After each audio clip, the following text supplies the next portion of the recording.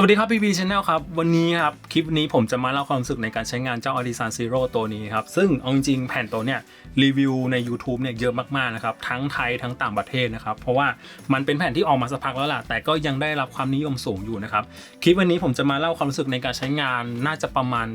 20-30 ชั่วโมงครับว่าผมรู้สึกยังไงเกี่ยวกับแผ่นรองเมาส์ตัวนี้ครับไปดูกันเลยครับ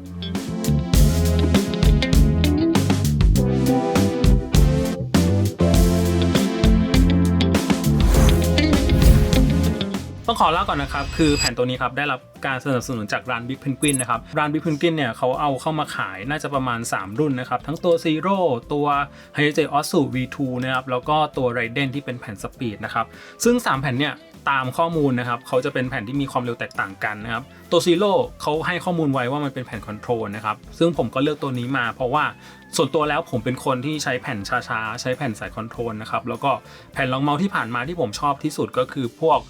SteelSeries QCK Heavy นะครับแล้วผมรู้สึกว่าแผ่นตัวนี้มีความใกล้เคียงกับ Heavy พอสมควรนะเพียงแต่ว่าความหนาอาจจะไม่เท่านะซึ่งตัวแพ็กเกจครับจะเป็นกระดาษแบนๆแบบนี้นะครับแน่นอนแผ่นมันจะไม่ถูกม้วนมากนะครับแล้วก็หน้ากล่องจะมีข้อมูลเกี่ยวกับแผ่นรองเมาส์ตัวนี้ครับตัวนี้นะครับเป็นไซส์ XL นะครับ490x420ซึ่งผมคิดว่าเป็นไซส์ค่อนข้างมาตรฐานนะถ้าเกิดถามผมว่าควรเลือกไซส์ไหนผมก็เชียร์ XL นะเพราะผมรู้สึกว่า L มันจะมีความเล็กไปนิดนึงนะครับแล้วก็เรื่องของสีครับเขามีให้เลือกดำกับส้มใช่ไหมตามข้อมูลนะครับที่ทางลูกค้าหลายๆคนบอกไว้นะครับเขาบอกว่าสีส้มเนี่ยจะมีความเร็วกว่าสีดำนิดนึงนะครับผ้าตัวนี้ครับทำมาจากโพลีเอสเตอร์นะครับก็ถ้ารูปดูนะครับมันจะมีความเรียบแต่ก็แอบมีผิวสัมผัสที่มีความฝืดๆสักๆนิดนึงนะครับแต่โดยรวมเป็นผิวเรียบเอามือลูบจะรู้สึกได้เลยว่าเป็นผิวเรียบแต่มันไม่ใช่เรียบเนียนอ่ะไม่ใช่เรียบเนียนยังเป็นผิวเรียบที่มีความฝืดๆนิดนึงนะครับฟังจากเสียงเวลาผมเอามือลูบก็จะรู้นะครั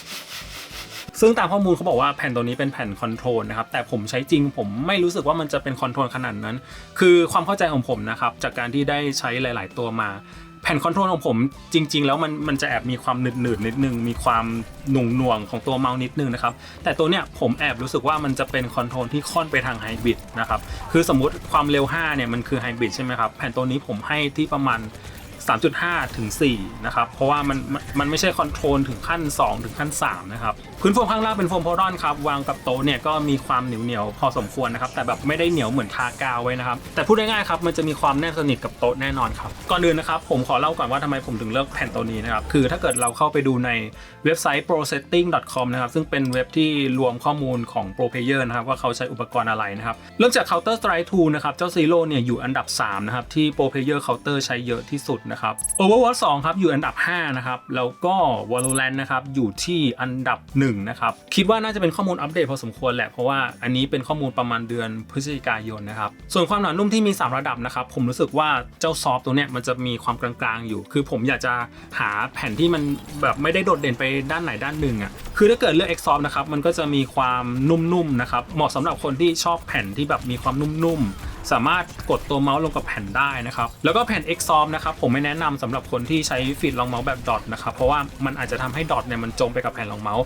อันนี้ถ้าเกิดใครใช้ฟีดดอทอย่าใช้แบบ X Soft นะครับส่วนความหนานุ่มแบบมิดนะครับมันก็จะมีความแน่นๆขึ้นมานะครับกดแล้วไม่ค่อยจมเท่าไหร่นะครับก็สำหรับคนที่ต้องการความเรียบสม่ำเสมอนะครับกดตัวเมาส์ไม่จมนะครับมีสปีดการกลายที่ค่อนข้างเร็วกว่าปกตินิดนึงก็แนะนำให้เลือกแบบมิดนะครับซึ่งอย่างที่ผมเคยบอกไปในคลิปเก่าๆนะครับคือสมมตินะครับเจ้าตัวนี้เร็ว4ใช่ไหมถ้าเกิดเลือก X Soft นะครับความเร็วมันจะลดเหลือประมาณ 3.5 หรือถ้าเกิดเลือกมิดนะครับความเร็วมันจะเพิ่มประมาณเป็น 4.5 อันนี้เป็นความเห็นส่วนตัวของผมนะครับก็คำแนะนำในการเลือกก็น่าจะประมาณนี้แหละความรู้สึกในการใช้งานครับอย่างที่บอกผมเอาแผ่นตัวนี้ไปเล่นระยะเวลานานเหมือนกันแล้วก็ไม่ได้เทสแค่เกม2เกมนะครับแผ่นตัวนี้ผมเทสหลายเกมมากนะครับแล้วก็ช่วงนี้ติดเกมไปหน่อยก็เล่นหลายตัวเลยแต่ส่วนมากก็จะเป็น FPS ทั้งหมดแหละนะครับจากข้อมูลครับแผ่นตัวนี้มันเป็นแผ่นคอนโทรลใช่ไหมแต่ผมก็ไม่ได้รู้สึกว่ามันจะเป็นคอนโทรลจ๋าๆนะครับอย่างที่บอกความเร็วประมาณ4นะครับแต่แผ่นตัวนี้ผมให้ความรู้สึกว่ามันเป็นแผ่นที่แบบมีความบาลานซ์มีความสมดุลเล่นเกมช้าได้เล่นเกมเร็วได้เล่น Valorant CS2 ได้เล่น Overwatch Apex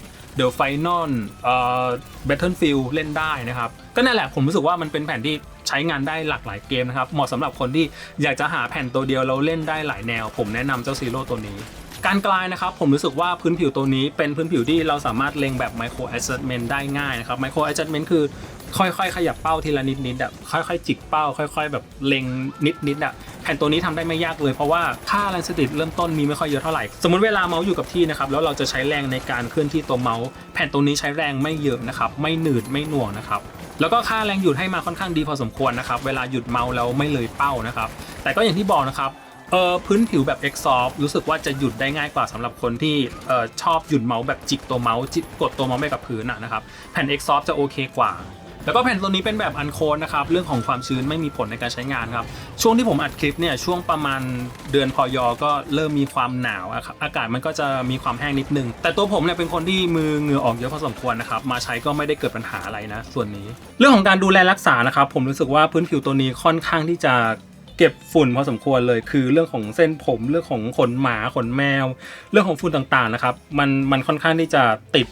เหมือนกันอาจจะต้องเอามือลูบแรงๆนิดนึงนะครับแล้วก็เรื่องของสภาพพื้นผิวนะครับภาพนี้คือแผ่นที่ใช้ประมาณ 30-40 ชั่วโมงนะครับก็มันจะเริ่มมีคราบดำๆส่วนบริเวณที่ผมเอาแขนวางส่วนบริเวณด้านล่างของแผ่นรองเมาส์มันจะมีคราบดำนิดๆแล้วสีก็จะมีความเฟดจากเดิมพอสมควรนะครับก็เอาจริงๆพวกแผ่นรองเมาส์ทั่วไปนะครับระดับพรีเมียมอายุการใช้งานมันก็ยาวนานแหละแต่ก็มันอาจจะมีประสิทธิภาพที่ดีที่สุดนะครับผมคิดว่าน่าจะไม่ถึงปีอาจจะประมาณ9 เดือน10 เดือน11 เดือนผมคิดว่าอายุการใช้งานมันประมาณนี้แหละแล้วความเร็วมันก็จะค่อยๆลดลงเรื่อยๆนะครับอันนี้เป็นเรื่องปกตินะตอนเอาไปเล่น Valorant มารู้สึกว่าตัวนี้แรงหยุดค่อนข้างดีนะครับหยุดตรงกับที่เราคิดไว้นะครับเวลาเบรกตัวเมาส์นะครับแล้วเป้ามันจะไม่เลยเป้า